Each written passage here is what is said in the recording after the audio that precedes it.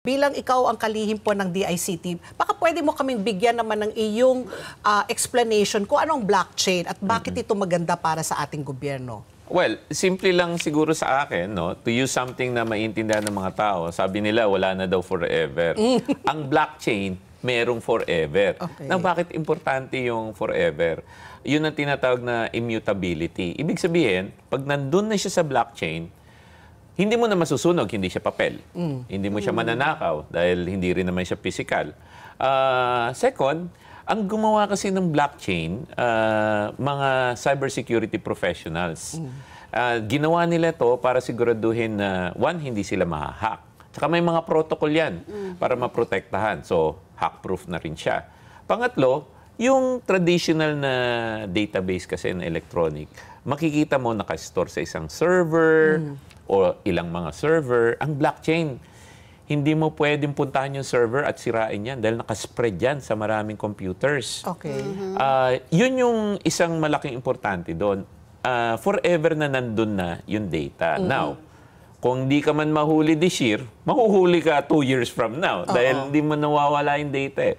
Alam naman natin rin ng mga Pilipino or human nature by kumbaga if they want to manipulate it, they will find ways to manipulate it. So my question is, if we start it from the top na mali na kaagad, then down the line mali na siya all throughout. So yung worry ko ngayon is the expertise, because even if you say that this technology, di ba, it's still parang man, still the one who controls it. So, paano natin pwedeng maano yan na sa umpisa pa lang, gagamitin ng tama na hindi ito gagawin na parang gawin po na i-manipulate? Oo. Tama. If you started right, tuloy-tuloy na yan. If you started wrong, di ba? Yes. So, isa-isayin natin, expertise. Meron ba tayong expertise sa bansa? Ang sagot dyan, meron. Mga 10 years na dito sa atin ng blockchain. In fact, si Donald, who started the Blockchain Council of the Philippines, matagal na nandyan yan. Siguro mga 4 years na. Second, ginagamit na po yan sa bangko. Ako po, nung nasa Union Bank ako, prior to the pandemic pa, we've already adopted that technology. Ako, saludo po ako dun sa shareholders ko sa Union Bank, if I may, no? Sinabi nila, alam mo, anong pwede natin gawin para masigurado na yung regulatory and compliance natin? Mahal kasi pagka masyado maraming tao. Paano natin magagawa? You bring down the cost at the same time, walang problema. Gumamit tayo ng technology. So, inadapt na po natin yung blockchain. May gumagamit sa blockchain para sa real estate. May gumagamit sa blockchain sa finance. Yung blockchain na ginagamit namin dati sa bangko, BSP approved pa yun. Lahat ng digital system, ina-aprobahan po ng Bangko Sentral yan, pagka-bangko. So matagal na, may expertise po tayo. We have. Pero ang binabanggit po natin, bangko, ano po, ang real estate, finance, yan talagang pwedeng maging successful po yung blockchain. Pero pagdating po sa budget ng ating gobyerno, paano po natin masasure nga na yung effectivity nito sa bangko, sa finance, maililipat din po sa budget ng ating gobyerno? Alam mo, ang sagot ko lang dyan, no? We just have to try. Kasi wala kang option ngayon Anong option natin? Not to try? Meron na dyang solusyon. Ginamit na rin po sa ibang bansa yan.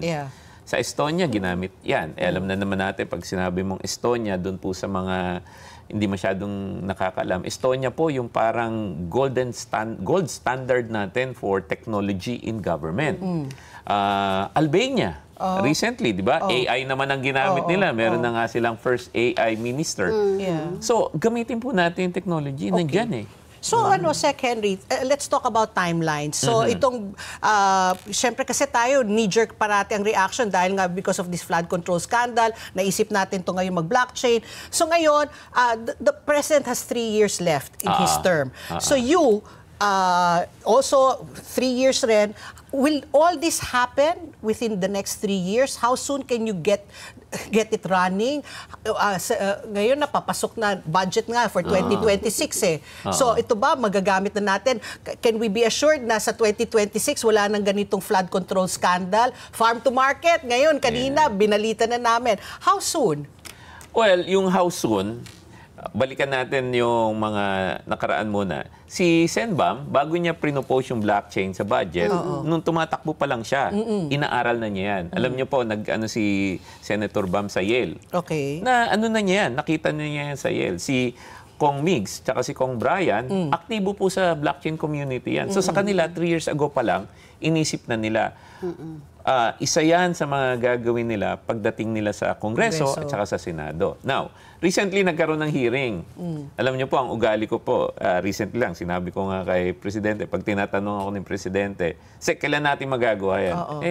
Boss, if we needed it yesterday, bibilisan natin yan. So, nung sinabi natin na kailangan yung blockchain, lahat naman sinasabi, we needed that yesterday. Okay. So, wala na tayong time machine para bumalik sa yesterday.